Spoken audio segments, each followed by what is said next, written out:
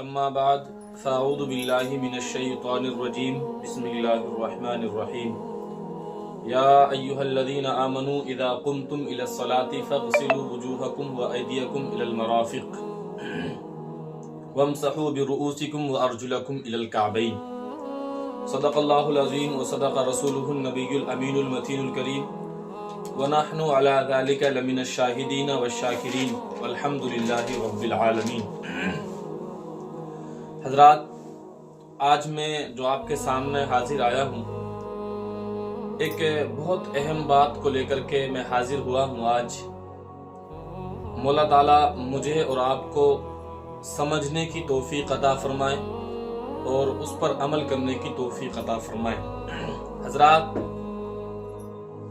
رب نے فرمایا یا ایھا الذین آمنوا اذا قمتم الى الصلاة فاغسلوا وجوہکم وایدیکم الى المرافق وامسحوا برؤوسکم وارجلکم الى الکعبین۔ جو میں نے آیت کریمہ تلاوت کی ہے، اس کے اندر وضو کے فرائض کو بیان کیا گیا ہے۔ یعنی اے ایمان والو، جب تم نماز پڑھنے کا ارادہ کرو تو اپنے منہ اور کونیوں تک ہاتھوں کو دھو اور سروں کا مسح کرو اور ٹخنوں تک پاؤں دھو۔ تو اس سے پتہ چلا وضو کے اندر 4 چیزیں فرض ہیں، حالانکہ سنت بھی ہیں، مستحبات بھی ہیں، لیکن میں آپ کے سامنے فرائض ہی کی روشنی میں کچھ باتیں عرض وہ کروں گا جن سے آج ہمارے اکثر بھائی غافل ہیں، اور وہ غافل ہیں اور ان کی وجہ سے فرق دیکھیے کتنا پڑتا ہے۔ یعنی جب ان کا کامل وضو نہیں ہوتا ہے تو کامل وضو نہ ہونے کی وجہ سے کس کس پر فرق پڑتا ہے آپ اندازہ نہیں لگا سکتے، کیونکہ نماز کے لیے طہارت جو ہے ایسی ضروری چیز ہے کہ بغیر اس کے نماز ہوتی ہی نہیں، بلکہ جان بوجھ کر کے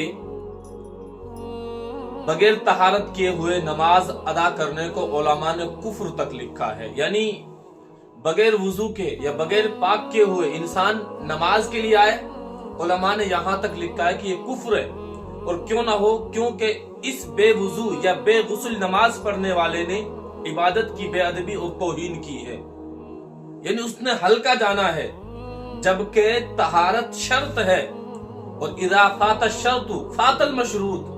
جب کسی چیز سے شرط فوت ہو جاتی ہے تو مشروط بھی ختم ہو جاتا ہے، پھر وہ قبول نہیں ہوتا ہے، کیونکہ اس میں جو شرط تھی، شرط ہی نہیں پائی جا رہی ہے، تو جس چیز کے اندر شرط نہیں، جو چیز وہ ہوتی ہے پھر وہ بھی ختم ہو جاتی ہے، وہ بھی مکمل نہیں ہوتی ہے۔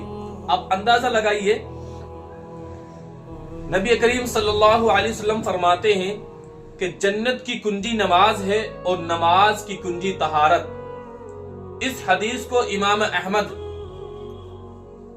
نے جابر رضی اللہ تعالیٰ عنہ سے روایت کیا۔ ایک روز نبی کریم صلی اللہ علیہ وسلم صبح کی نماز میں سورہ روم پڑھتے تھے اور متشابہ لگا، بعد نماز ارشاد فرمایا، کیا حال ہے ان لوگوں کا جو ہمارے ساتھ نماز پڑھتے ہیں اور اچھی طرح طہارت نہیں کرتے، انہی کی وجہ سے امام کو قرات میں شبہ پڑتا ہے۔ کیا فرمائے میرے آقا نے، کیا حال ہے ان لوگوں کا جو ہمارے پیچھے نماز تو پڑھتے ہیں لیکن ان کی طہارت کا حال یہ ہے کہ وہ مکمل نہیں ہوتی، اور جب مقتدی کی وضو مکمل نہیں ہوتی ہے تو اس کی وجہ سے امام کی نماز پر بھی فرق پڑتا ہے۔ میرا آقا فرماتے ہیں کہ اس پر شبہ پڑنے شروع ہو جاتا ہے، متشابہ لگنا شروع ہو جاتے ہیں۔ میرا آقا صلی اللہ علیہ وسلم سورہ روم پڑھ رہے تھے، ایک دم سے مشابہ لگا، کہیں دوسری جگہ پہنچ گئے، نماز کے بعد میں فرمایا، کیا حال ہے ان لوگوں کا جو ہمارے پیچھے نماز تو پڑھتے ہیں لیکن ان کی وضو مکمل نہیں ہوتی۔ تو کیا پتا چلا کہ جس کی وضو مکمل نہیں ہوتی ہے، اگر وہ امام کے پیچھے نماز پڑھے تو نماز میں جو امام پڑھاتا ہے لیکن امام باوضو ہے، اس کا وضو کامل ہے، لیکن پیچھے والے کی وجہ سے اس کی نماز پر بھی فرق پڑتا ہے۔ آگے سنیے، اس حدیث کو نسائی نے شبیب بن ابی روح سے، انہوں نے ایک صحابی سے روایت کیا کہ جب بغیر کامل طہارت نماز پڑھنے کا یہ وبال ہے تو بے طہارت نماز پڑھنے کی نحوست کا کیا پوچھنا۔ یعنی قیاس کیا گیا ہے کہ جب انسان کامل وضو نہیں کرتا ہے، मुकम्मल तौर पर वुजू नहीं करता है।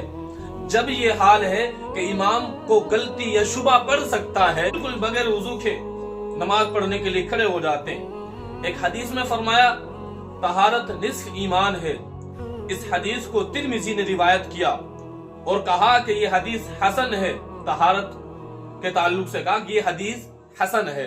तो पता चला कि हमें तहारत होकर ही नमाज में आना है। अगर बगैर तहारत के हम आए नमाज में तो कितनी बड़ी नहूसत है कि हमारी तो नमाज कबूल होने से रही, लेकिन उसकी वजह से इमाम तक पे फर्क पड़ता है। तो हम तमाम को चाहिए कि हम जब भी नमाज के लिए आए तो हम नमाज में पूरी तहारत के साथ आए, क्योंकि तहारत जब इंसान हासिल करता है तो उसके लिए फायदे भी बहुत हैं। दुनिया में भी फायदे हैं, उखरवी उसके लिए बहुत से फायदे हैं। मेरा आका मुस्तफा जान रहमत सल्लल्लाहु अलैहि वसल्लम इरशाद फरमाते हैं कि जब कोई शख्स कामिल वुजू करके सोता है और सोने के बाद में अगर उसको इसी कंडीशन में मौत आ जाती है, तब तबारक व तआला उसको शहादत का दर्जा अता फरमाता है। सिर्फ किस वजह से कि बावजू वो सोया था। और अंदाजा लगाइए, मेरा आका मुस्तफा जान रहमत सल्लल्लाहु अलैहि वसल्लम इरशाद फरमाते हैं जब कोई शख्स बावजू सोता है, एक बेवजू सोता है, दोनों की रूह जाती हैं अर्श मुअल्ला पर। जब वहां जाती हैं, जाने के बाद में जो बावजू शख्स सोता है, तब तबारक व तआला उसकी रूह को इजाजत देता है कि वो वहां जाकर भी नमाज अदा करे।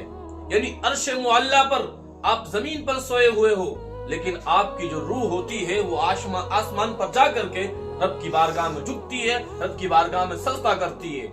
लेकिन जो बेवजू होता है उसको वहां इजाजत नहीं होती है। और बहुत सारे फवाइद हैं, दुनियावी फायदे भी, उखरवी फवायदे भी। लेकिन मैं आपके सामने आज सिर्फ वुजू के जो फराइज हैं उनको बयान करूं। वुजू के फराइज में सबसे पहले क्या है, 4 फर्जे वुजू के अंदर।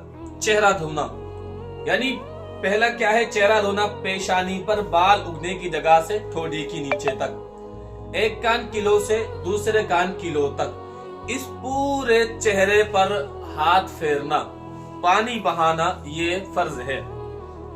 उसके बाद में दूसरा क्या है, दूसरा है दोनों हाथों को कोहनिये समेत धुलना। मैं फराइज बयान कर रहा हूं, आपको जहन में रखिएगा। तीसरा क्या है, चौथाई सर का मसाह करना। चौथाई सर का मसाह क्या है, चौथाई सर का मसाह ये है कि सर के 4 हिस्से किए जाएं।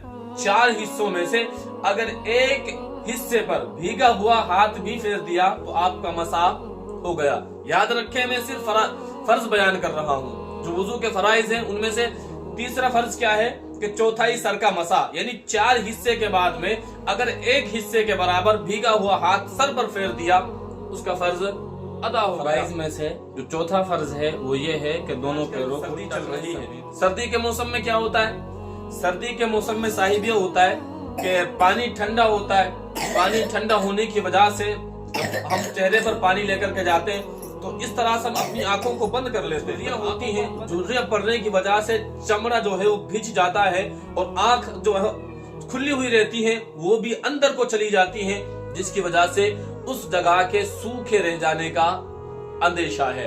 ठीक है, एक चीज मैं आपको बता दूं कि वुजू के अंदर जो फराइज हैं उनमें से हर एक आज़ा पर जो धुलने वाले हैं 1 मर्तबा पानी बहाना जरूरी है। 1 मर्तबा पानी बहाना फर्ज है, ये ज़हन में रखिएगा। और फिर पानी बहाने से मतलब क्या है, क्या मुराद है पानी बहाने से, ये चीज काबिले गौर है। पानी बहाने से मुराद ये चीज है कि हम जिस भी चीज को धुल रहे हैं उसके हर हिस्से पर कम से कम 2 बूंद बह जाएं। सिर्फ हमने पानी लिया हाथ से उसको पूरे पे फेर लिया, इस तरह से धुलना नहीं माना जाएगा।